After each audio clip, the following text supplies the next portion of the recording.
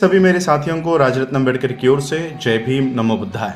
The बुद्धाने सम्मा के 90वें भाग में आप सभी लोगों का स्वागत है। कल के भाग में हम लोगों ने देखा कि सिद्धार्थ गौतम अपने प्रवर्जित रहने पर वो अड़े रहते हैं और इस सामाजिक समस्या का हल ढूंढने के लिए वो उनके समय के जो भी पहले के दार्शनिक थे उन्होंने क्या क्या मत रखे हुए हैं उसका अभ्यास करने के लिए, प्रशिक्षण करने के लिए वो निकल पड़ते हैं। अब देखते हैं कि आगे क्या हुआ। सिद्धार्थ गौतम फिर वहाँ से आलार कालम इनके आश्रम में जाके सांख्य शास्त्र और समाधि मार्ग का प्रशिक्षण लेकर अपने समस्या का हल उनके यहाँ से अगर मिलता है तो उसका प्रशिक्षण करने के लिए जाने का सोचते हैं। जब वो आलार कालम के आश्रम के लिए निकलते हैं तो रास्ते में उनको भृगु ऋषि का आश्रम दिखता है। वो कुतूहलता के कारण वो उनके आश्रम में जाते हैं। आश्रम में देखते हैं आश्रम में कोई नहीं है, सभी लोग ईंधन के लिए बाहर गए होते हैं। तो जैसे ही सिद्धार्थ गौतम भृगु ऋषि के आश्रम में जाते हैं, सभी लोग अपने अपने जगह से उस आश्रम में आए होते हैं। उनके हाथों में लकड़ियाँ, ईंधन का सामान, घास फूस, फल और ये सारा हाथ में उनके होता है। भृगु ऋषि भी वहाँ पर आ जाते हैं। वो भृगु ऋषि से पूछते हैं कि आपके आश्रम में किस तरह का शिक्षण दिया जाता है। तो भृगु ऋषि उनको तपश्चर्या मार्ग के बारे में बताते हैं कि उनके जो सारे शिष्य हैं ये किस तरह से पानी में डूबे रहते हैं और कछुए आकर उनके बदन को नोचते हैं। जितनी ज़्यादा पीड़ा उनके शरीर को होगी उतना उनको स्वर्ग मिलेगा। तो कुछ उनके ऋषि, उनके शिष्य ये सूरज के नीचे, तपते हुए सूरज के नीचे वहाँ पर बैठे रहते हैं, खुद को तकलीफ देते हैं। अलग अलग तरह से उन्होंने तपश्चर्या के मार्ग बताए। खाना पीना किस तरह से वो लोग खाते हैं। कुछ लोग पानी के ऊपर ही जीते हैं, कुछ लोग हवा लेकर, कुछ लोग सूरज की गर्मी को लेकर, और ये इस तरह से उन्होंने ये सारी बातें बताई। किस तरह से वो चावल के भूसे के ऊपर जीते हैं, मकई के दाने के ऊपर जीते हैं। इस तरह से तपश्चर्या मार्ग पर खाने के ऊपर का नियंत्रण, और शरीर को जितनी ज़्यादा शरीर को तकलीफ दोगे उतनी जल्दी आपको समाधि स्वर्ग मिलेगा, और जितनी कम तकलीफ शरीर को दोगे तो इसी लोक में मृत्यु लोक को पाओगे। इस तरह का उन्होंने ये सारा तपश्चर्या मार्ग का शिक्षण बताया। सिद्धार्थ ने कहा कि मैं तो किसी स्वर्ग के प्राप्ति के लिए नहीं निकला हूँ, मैं संसार में जो दुख है उस दुख का कारण ढूंढने के लिए और उस दुख को नष्ट कैसे किया जाता है उसका मार्ग ढूंढने के लिए निकला हूँ। तो मुझे आप अनुमति दीजिए, मुझे आलार कालम इनके यहाँ जाना है। तो भृगु ऋषि ने कहा कि विंध्य कोष्ठ में आलार कालम वहाँ पर रुके हुए, और फिर भृगु ऋषि ने कहा कि आप सांख्य शास्त्र और समाधि मार्ग का प्रशिक्षण लेकर ही नहीं रुकोगे, आपका जो निश्चय है वो दृढ़ निश्चय है और इसमें आप कहीं आगे जाओगे, ये उनको पता है। और फिर भृगु ऋषि से सिद्धार्थ ने अनुमति ली और आलार कालम के यहाँ पहुँचे। आलार कालम के यहाँ पहुँचने के बाद सिद्धार्थ ने आलार कालम से कहा कि मैं आपसे सांख्य शास्त्र के बारे में सीखने के लिए आया हूँ, क्या आप मुझे सांख्य शास्त्र के बारे में सिखाएंगे।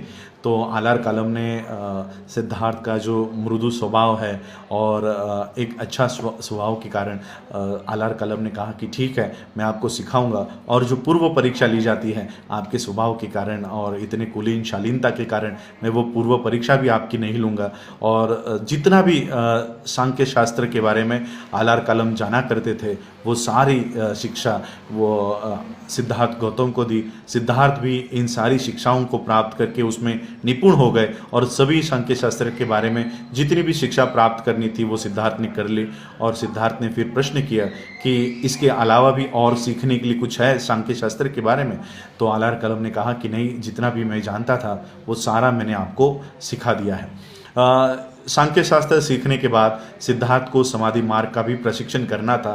तो सिद्धार्थ ने आलार कालम से पूछा कि मुझे पता है कि आप ध्यान साधना और समाधि मार्ग में भी बाबा साहब ने जो वर्ड यूज़ किया है वो है concentration of mind. Concentration of mind यानी चित्त की एकाग्रता में आप काफ़ी निपुण हैं, माहिर हैं। तो आप मुझे वो चित्त की एकाग्रता और समाधि मार्ग का भी प्रशिक्षण क्या आप मुझे देंगे। तो आलार कालम ने कहा कि बड़ी खुशी से।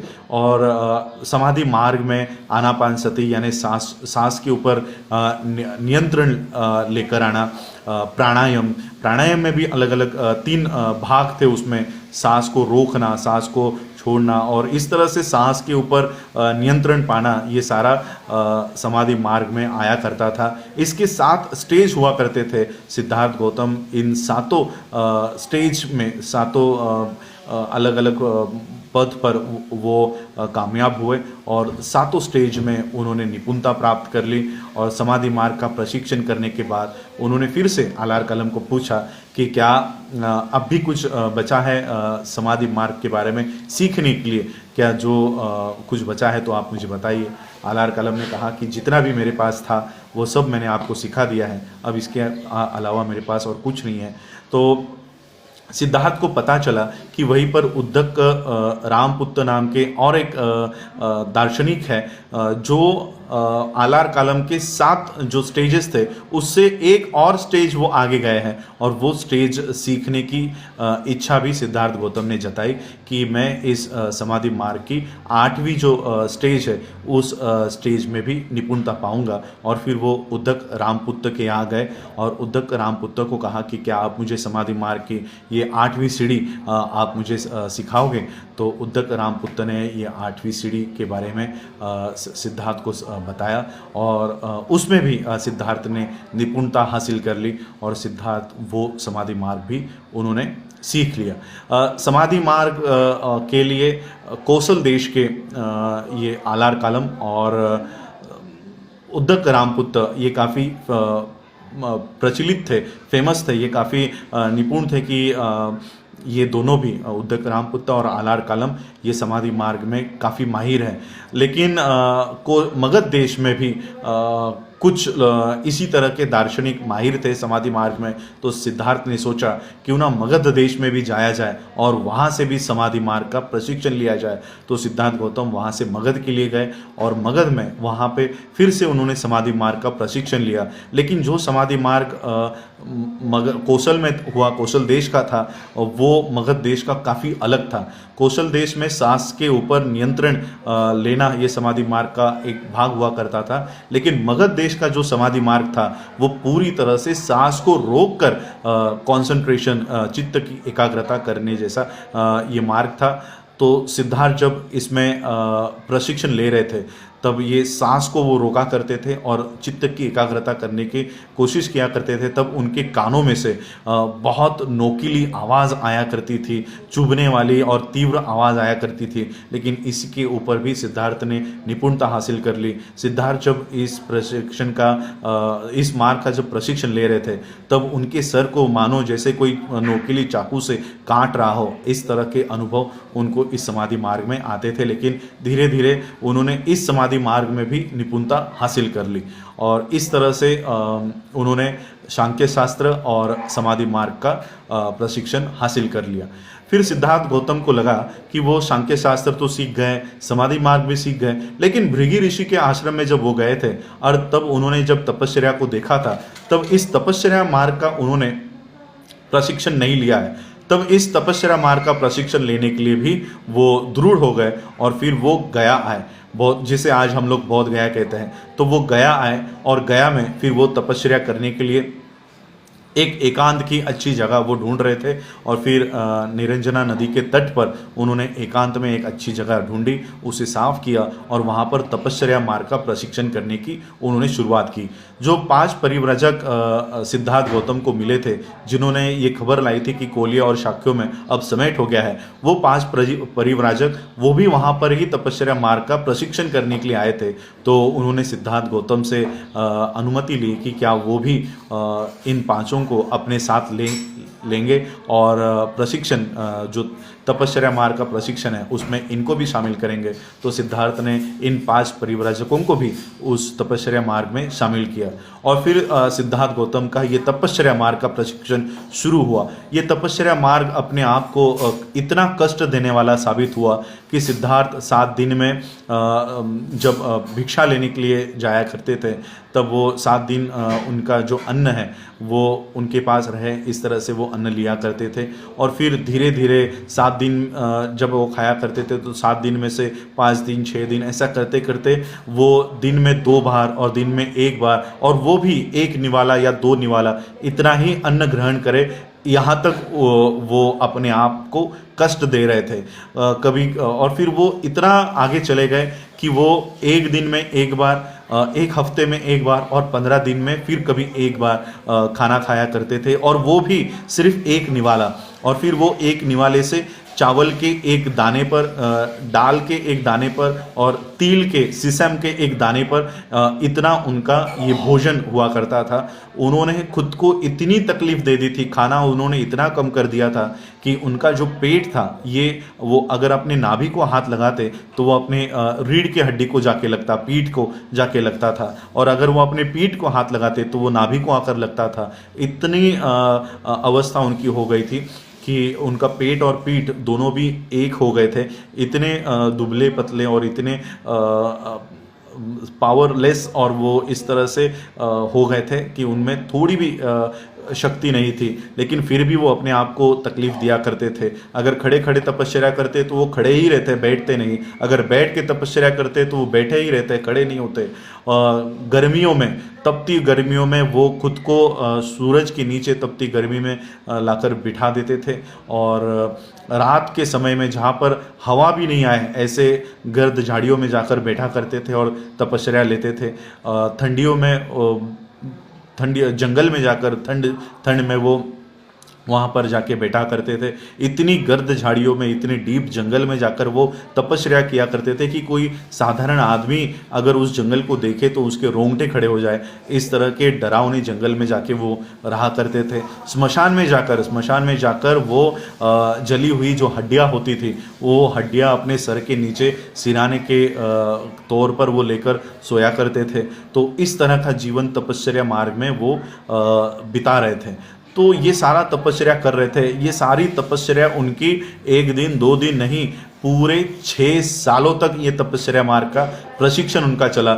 6 साल बीतने के बाद भी उनको कोई नया प्रकाश नहीं दिखाई दे रहा था, कोई नया मार्ग दिखाई नहीं दे रहा था। और वो अपने आप से सवाल कर रहे थे, क्या जो स्वर्ग की प्राप्ति के लिए इस तरह का तपस्या करते हैं और अंत में उनको दुख होता है, बाकी इसी लोक में जो सुख के पीछे भागते हैं और फिर अंत में उनको दुख होता है, क्या मेरा आचरण भी कुछ ऐसा ही नहीं है?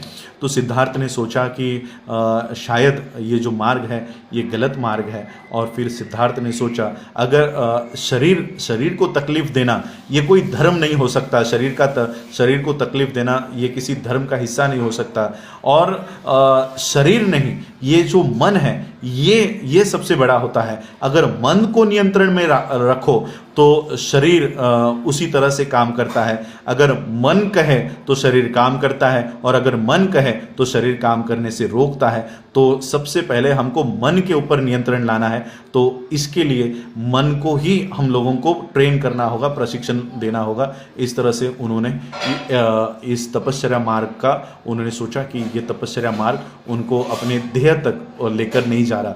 और फिर सिद्धार्थ गौतम ने इस तपस्या मार्ग को उन्होंने सोचा कि अगर मन ही अपना दृढ़ नहीं है, मन ही अगर स्वस्थ नहीं है, तो शरीर को कितनी भी पीड़ा दो, कि शरीर को कितना भी भूखा रखो तो कोई उसका मतलब नहीं है। और एक अच्छा मन तब तक दृढ़ नहीं हो सकता, सुदृढ़ नहीं हो सकता, जब तक उसका शरीर सुदृढ़ नहीं है। अगर शरीर की अपनी अपनी जो मांग है वो अगर पूरी कर दी जाती है, अच्छा खाना उसको दिया जाता है, अच्छी तरह से उसको नहला के और अच्छी तरीके से अगर शरीर को रखा जा सकता है, तो उसका मन भी पवित्र हो सकता है। और इसलिए उन्होंने फिर इसी बात का जब वो सोच रहे थे, तब उसी उरुवेला में सुजाता नाम की एक कन्या रहा करती थी। उनकी इस बोधि वृक्ष को उन्होंने एक मन्नत मांगी थी कि अगर उनको बेटा होता है तो वो बोधि वृक्ष को चढ़ावा चढ़ाएंगी। तो उन्होंने अपनी जो नौकरानी थी पन्ना नाम की, वो पन्ना नाम की नौकरानी को उस बोधि वृक्ष को उसके नीचे साफ सफाई करने के लिए भेजा। तो पन्ना जब यहाँ पर आई, उन्होंने देखा सिद्धार्थ वहाँ पर बैठे हुए हैं, और उनको लगा कि कहीं ये उस बोधि वृक्ष के देवता तो नहीं है। तो वो पन्ना दौड़ते हुए सुजाता को जाकर उन्होंने बताया कि उस बोधि वृक्ष के देवता वहाँ पर बैठे हैं। तो सुजाता ने एक सोने की कटोरी में वो खाना रखा और वो खाना लेकर वो उस बोधि वृक्ष के यहाँ पर गई और वो खाना सिद्धार्थ को दिया। सिद्धार्थ फिर वो खाना लेकर अपने लेकर नदी के तट पर गए और उस नदी के तट पर खुद को सुशोभित किया, नहाए और फिर वो खाना उन्होंने ग्रहण किया। और खाना ग्रहण करने के बाद उन्होंने तपश्चर्या मार्ग का हमेशा हमेशा के लिए वहाँ से उन्होंने इनकार कर दिया।